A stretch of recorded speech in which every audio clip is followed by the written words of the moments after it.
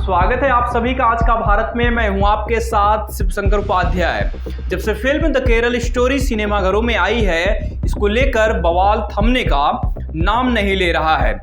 एक वर्ग कहें या फिर वामपंथी विचारधारा पूरी ताकत से विरोध कर रहा है। वीडियो बनाकर गलत साबित करने से लेकर सोशल मीडिया पर प्रोपेगेंडा बताने का नाकाम प्रयास करने के साथ मूवी में कुछ भी सच्चाई नहीं है, तो वही दूसरा धड़ा या कहें कि तब का मूवी में दिखाए गए हर एक घटनाओं को सच बता रहा है।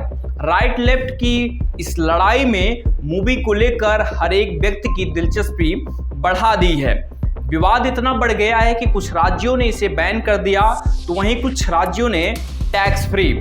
लेकिन इन सब के बीच सच क्या है? आखिर इस मूवी में ऐसा क्या है जिसे लेकर नेताओं की दिलचस्पी अब बढ़ गई है? कहते हैं केरला स्टोरी सिर्फ एक राज्य में हुई आतंकवादियों की छद्म नीतियों की साजिशों पर आधारित है।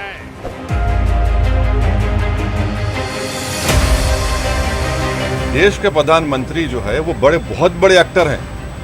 ये हमारी खुशकिस्मती है कि अगर वो बॉलीवुड में चले जाते तो ये पूरे फिल्म स्टार घर में बढ़ जाते, हर फिल्म का अवार्ड उनको ही मिलता। मगर अब प्रधानमंत्री एक्टर के साथ साथ पिक्चर के प्रोमोटर भी बन गए।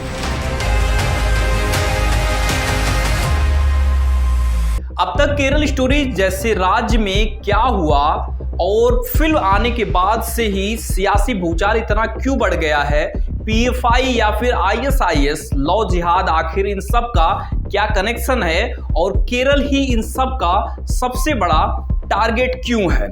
2011 की आंकड़ों की बात करें तो केरल में हिंदू आबादी 54.3%, तो वहीं मुस्लिम आबादी 26.56%, ईसाई की अगर बात करें तो 18.36%। लेकिन दिलचस्प बात यह है कि हिंदुओं की सबसे ज्यादा आबादी रहने के बावजूद आज तक राइट विंग या कहें कि बीजेपी सरकार बनाने में नाकाम रही। अगर केरल जैसे राज्य में सबसे ज्यादा किसी का प्रभाव रहा है तो कांग्रेस और सीपीआई का।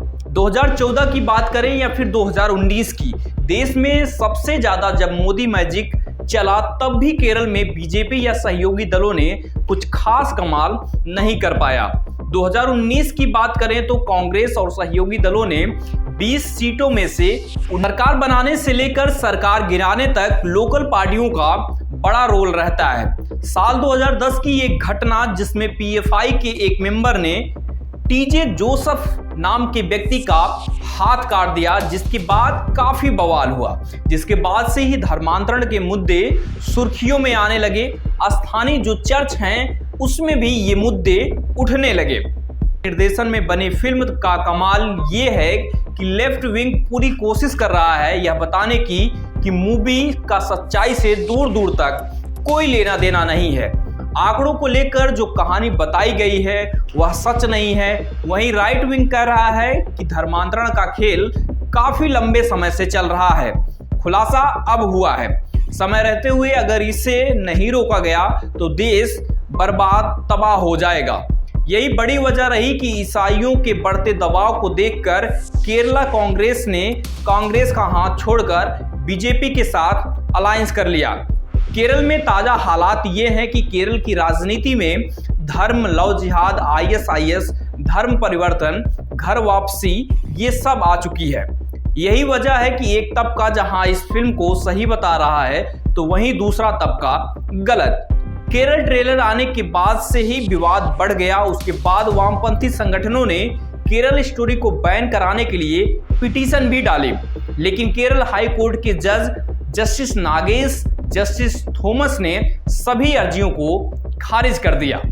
केरल स्टोरी वास्तविक घटनाओं पर आधारित है और जो 32,000 का आंकड़ा फिल्म को लेकर दिया गया, इसमें डायरेक्टर के मंसूबे पर भी सवाल उठने लगे, जिसके जवाब में डायरेक्टर सुदीप्तो सेन ने तत्कालीन मुख्यमंत्री ओमान चांडी के विधानसभा में दिए गए रिपोर्ट का हवाला दिया, जिसमें 2800 से लेकर 3200 लड़कियों का धर्म परिवर्तन हुआ है और 10 साल को जोड़कर 32,000 का आंकड़ा रखा। लेकिन फिल्म में गौर करने वाली बात यह है कि ये फिल्म घटनाओं के सच और नाट्य रूपांतरण पर आधारित है, लेकिन मूवी में फैक्ट नहीं है, इस बात को नकारा नहीं जा सकता।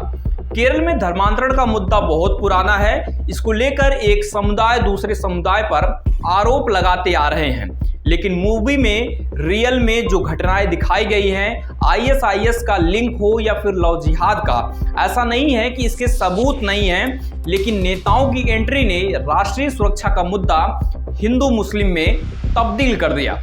एपिसोड में बताने की कोशिश की कि PFI या फिर लव जिहाद का जो कनेक्शन केरल से देखने को मिल रहा है, पार्ट 2 में इंतजार कीजिए कि PFI का कैसे अंत हुआ और केरल स्टोरी का क्या कुछ और सच है। यही हम पार्ट 2 में आपको दिखाने की कोशिश करेंगे। तब तक के लिए धन्यवाद।